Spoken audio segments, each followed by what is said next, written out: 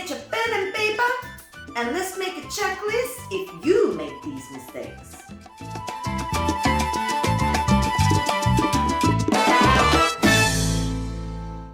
Hello my beautiful subscribers, Rasa the dancer is here and today we will be talking to the followers and Bachata. Now, I will give you kind of like a checklist to check yourself before you wreck yourself, to check yourself whether you are making these mistakes or you're not, or maybe you just feel like this is something you could focus on and work on to make it better. Either way, sometimes we are dancing and we're not sure are we doing everything correctly, so I made a little small 5 kind of moment checklist. You have a listen, you have a look, you have a think, and hopefully that will help you to improve your bachata. And if you're wondering why is the followers are getting a checklist and not the guys, don't worry, I will make one for the leaders as well, okay? But for now, followers, let's do the checklist. Okay, so the first common mistake I wrote, bad frame in a partner hold. That's kind of like everything, in bachata especially, and it doesn't matter what style you dance as well, the frame is everything. So if you are really interested in taking your bachata to the next level where you don't need to worry so much about the moves, where things happen more naturally, check your frame. Whether your frame is just hanging on its own, are you resting your shoulders down? When the leader raises his arm, does your arm naturally go with wherever it goes, up or down? Or do you feel like you're holding your own frame? All of those things, and then the specific frames for specific styles of bachata as well. So if you're wondering whether you feel comfortable with your dancing, the first thing I think you should check is your frame.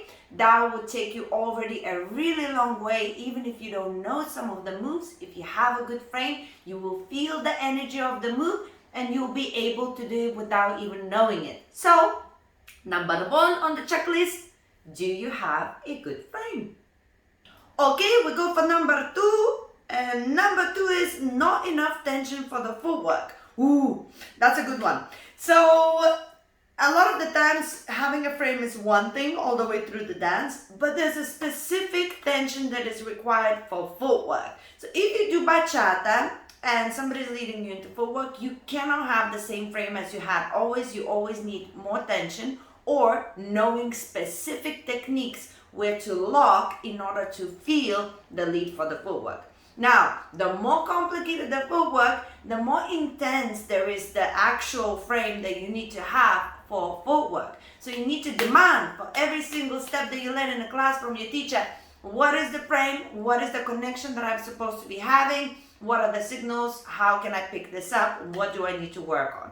And especially in Dominican bachata, when the footwork tends to be more intense, fast, and all kinds of changing up, down, tap, hip, all kinds of things, there's specific things that you need to focus on and know how to use your tension and actually what the signals mean, going up, down, side, and everything, how to connect those arms to your body to be able to pick up the feet. So that is as well super important, and a common mistake that people make is not having the right connections and not knowing the right techniques, hence why not being able to follow footwork properly. We are at the number 3. I feel very like professor-like with my notebook. Anywho, number 3. Not everything is a body roll. Oh my God, this is so true. Oh, so true. Okay, let me elaborate.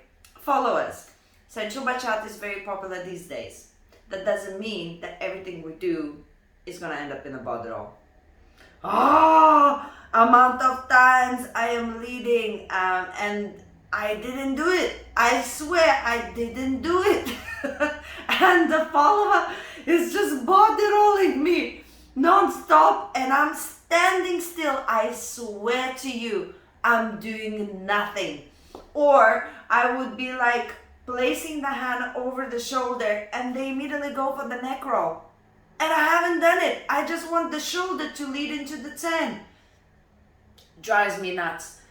It is so weird and so bizarre. Like, unless you experience it, you don't know what it feels like to just stand there and things are happening and you're like, I really don't know what to do with this. It's like you just want to take the shoulders and go, stop it! Stop it! So, what do we learn from this?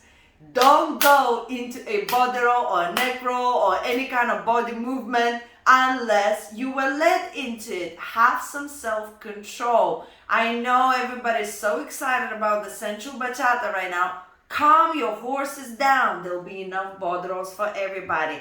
But there's a lot of different combinations that experienced dancers, like myself, would like to try. And sometimes we dance with the follower and we feel like, oh my God, she's really nice. Let me try this extra new things that I want to practice.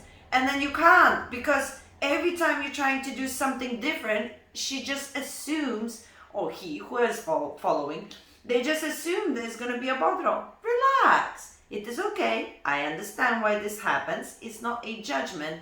It's just a checklist. Am I the one that tends to do that? So you gotta wait it out. You have to stay cool and you have to wait for the right signals. Just because somebody places the hand for a neck roll doesn't mean that's a neck roll. It might be a different lead to a different move. Just because somebody slides you on 5-6 doesn't mean on 7-8 is gonna finish with a body roll. Maybe it's just 5-6 and a slow 7-8. You gotta wait for it. It's very tempting when you're learning and you're trying to do the right thing and you're trying to, practice all of these things to just go for it. Don't go for it, because you end up body rolling the leader for no reason. Okay, so there you go. That's number 3. After such a dramatic number 3, let's see what is number 4. Anticipation. Ooh, it kind of links with number 3, right? Yes, anticipating. So it's kind of the same with when, you're leading yourself for something that is not happening. So anticipating moves is very common for the followers, and it's nothing to be ashamed of.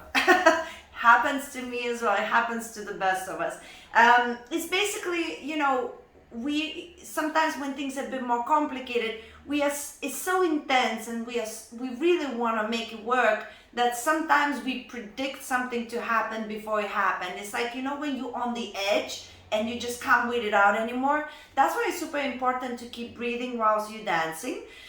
Normal, regular breathing, it actually soothes you and calms you down, and it allows you to actually respond to the things as they happen rather than constantly being alert. When somebody is being really alert, it's the same as running. When they have the line, everybody's in the line about to run. So they're waiting for that gun to shoot, and when it shoots, they start sprinting, right? So it's kind of the same. There's always one or two that go slightly before the gun. The nerves couldn't take it. Same with the dancing and anticipation for the moves. Don't wait for the moves to happen. Just be in the moment, have normal natural breathing, and try to avoid anticipating. And one of the ways as well to check yourself whilst you're doing it, are you doing your basic step faster than your partner? That's a very good way to check, because it could be just like a little split, like half of a second. But if you're going a step before your partner, that means you're always ahead of him or her. And so if you're doing like a piccola or a campana or something and you're always ahead, whenever there is a change, you're gonna be already far ahead, so you can't respond to it. And hence why you're always gonna be predicting what is happening rather than responding with the moment. So that is an important one, and I think it's something we should pay attention to. And as I say, it's very normal because our job is to follow, so we constantly alert. So we have to be calm and take things as they come. No anticipation. And finally, you're probably happy that we're at the end. This is number 5. Properly shift the weight. Should have been number 1. Yes, shifting weight. Shifting weight is what makes the difference for the followers between being able to do things, complicated moves, and looking good while you do it. That is the huge difference. So whenever you feel like you can do the moves and you go into advanced classes and you're like, oh, I can pick up these moves easy, you have to focus whether you're shifting your weight correctly. That will make sure that your hips are moving nicely. That will make sure that you respond to things quicker. That will make sure that you always have the correct leg available for the next thing. That will give you confidence in skipping steps and playing around with the rhythms yourself. that will increase your styling. So shifting weight is the fundamental, is what bachata is about. How you do your basics and how you do more complicated stuff as you're taking your steps. If you need some help with shifting weight, I made a few videos. I'm gonna link some in the description box below. I made some for salsa, some for bachata. It's the same more or less. It just feels different when you're traveling to different directions, but it's super important. Make sure you check it out and see if that should be on your checklist. I hope this is useful. Even though this video is for the followers, I believe some of these points some leaders as well could check from their list. And as I say, I will make an extra video just for the leaders as well with specific points. Now, make sure if you like this video or you have something specific you really want to say that should be on the checklist, use the comment section. Yes, we have comment section. We love comments. We learn from them, and actually it makes me make more videos that are relatable to you. So leave a comment what should be or shouldn't be on the checklist and let's explore together. Guys, I made also these videos for salsa, so check them out, keep exploring, and I'll see you very soon. Mwah.